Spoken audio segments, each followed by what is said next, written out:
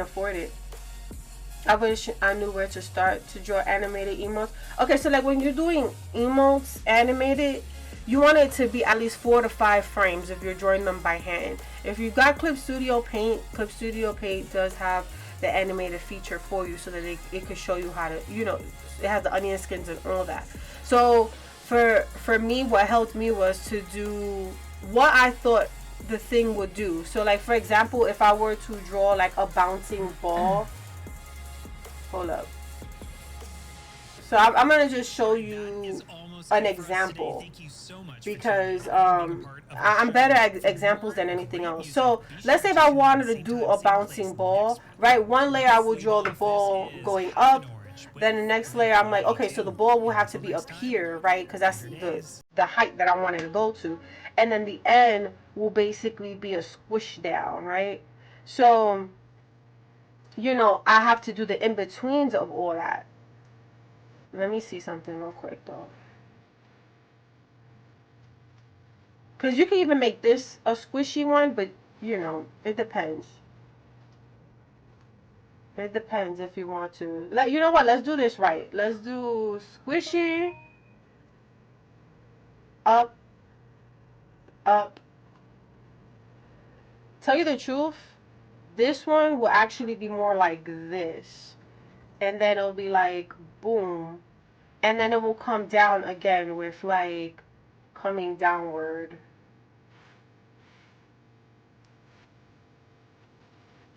Right? And then it's squishy, right? So with the whole mechanism here, you want to back the hell up on this. Like this needs to be backed up. And mind you, this is a couple of frames. So you just want to you want to bring it to where you can see the animation go.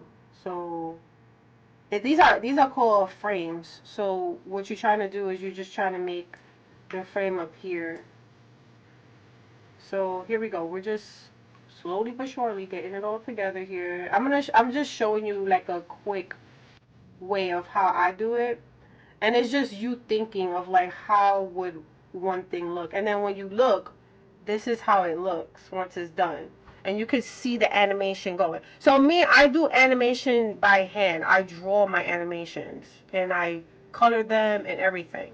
So and that's what you're doing, it's best to learn that way before you even go into doing Acrobat or whatever everybody else uses. Like some people use Acrobat and all they do is like move the line art, and like you could do that too if you want to, but like some people don't have the money for that. Like for example, I don't have money for Acrobat. This is not don't have it.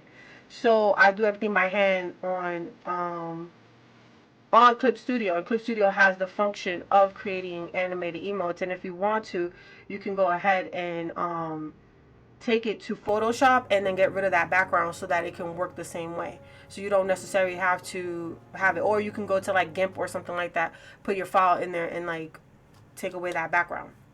Because I've seen people do that also. But yeah, you just want to know what things are. So like you want to know what the bottom is going to look like, the top is going to look like, and then everything else is in between to make it smoother. So that's your whole idea. You're trying to make it smoother. So you could do your beginning, middle, and end of it, and then you can then do the middle parts to make the animation a lot more smoother.